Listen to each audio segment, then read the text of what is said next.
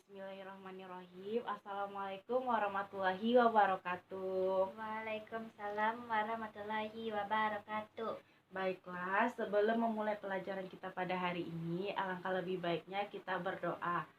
Bismillahirrahmanirrahim. Raditu billahi robba wa bil islami dina wa bil muhammadin nabiyya wa rasulah. Rabbil zidni ilman warzuqni fahman. Amin. Nah, semoga kita telah membaca doa agar lancar pelajaran kita dari awal sampai akhir. Amin. Nah, anak-anak ibu, apakah sudah sarapan di rumah sebelum berangkat ke sekolah? Sudah, Bu. Alhamdulillah. Nah, jadi sebelum kita memulai aktivitas, alangkah lebih baiknya kita sarapan untuk mengisi energi kita supaya lebih semangat. Nah, teman-teman kita ada yang tidak datang? Hadir semuanya, Bu. Alhamdulillah. Nah, di pembelajaran kali ini siapa yang tahu materi apa kita belajar? Saya, Bu.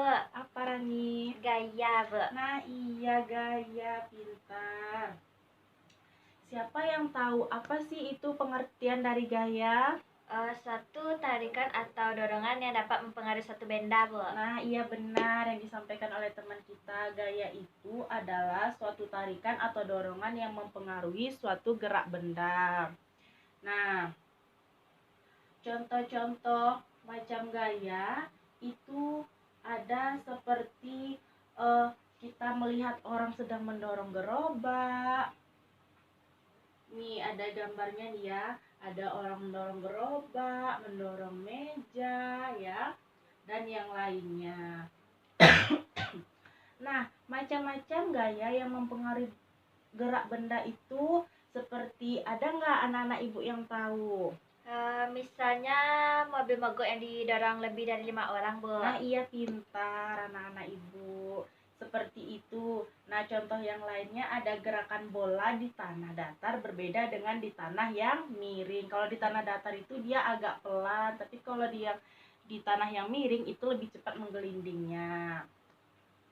Nah, dari contoh-contoh yang di atas bisa kita tarik kesimpulan ya, faktor yang mempengaruhi gerak benda itu yang pertama ada besar kecilnya gaya yang bekerja pada benda. Yang kedua ada halus kasarnya permukaan benda.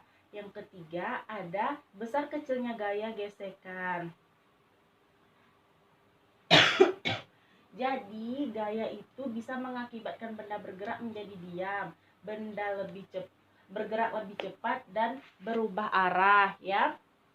Nah, sifat-sifat gaya bisa kita kelompokkan menjadi yang pertama ada gaya sentuh, yaitu gaya yang timbul karena gaya langsung bersentuhan dengan benda. Yang kedua ada gaya tak sentuh, contohnya seperti gaya magnet, gaya listrik, dan gaya gravitasi. Macam-macam gaya, ada gaya otot dan gaya gesekan.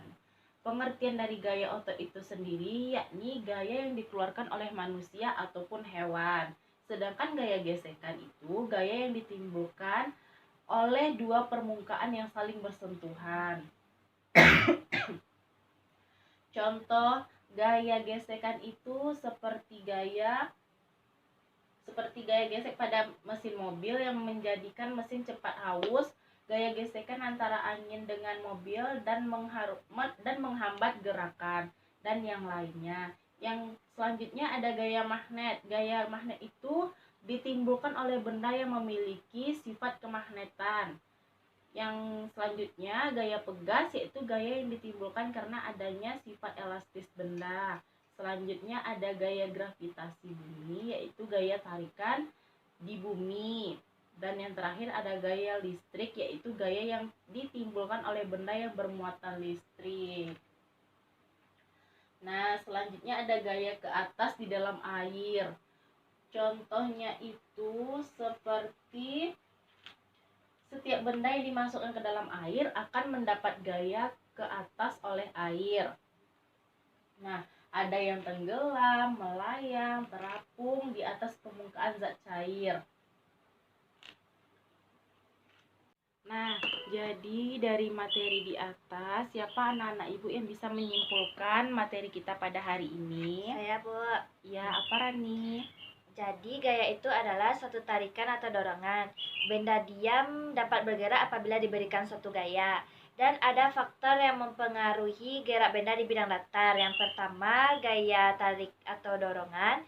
Yang kedua, gaya gesekan. Yang ketiga, gaya gravitasi, Bu. Nah, iya benar apa kata teman kita ya. Nah, selanjutnya ibu tambahkan yaitu ada benda yang bergerak jatuh yang dipengaruhi oleh gaya gravitasi bumi. Nah, selanjutnya ada gaya yang dapat menggerakkan benda, menghentikan gerak benda, mengubah arah gerak benda, dan mempercepat gerak benda itu sendiri. Selanjutnya ada benda yang jika kita masukkan ke dalam air akan mendapatkan gaya ke atas seberat zat cair yang dipindahkan.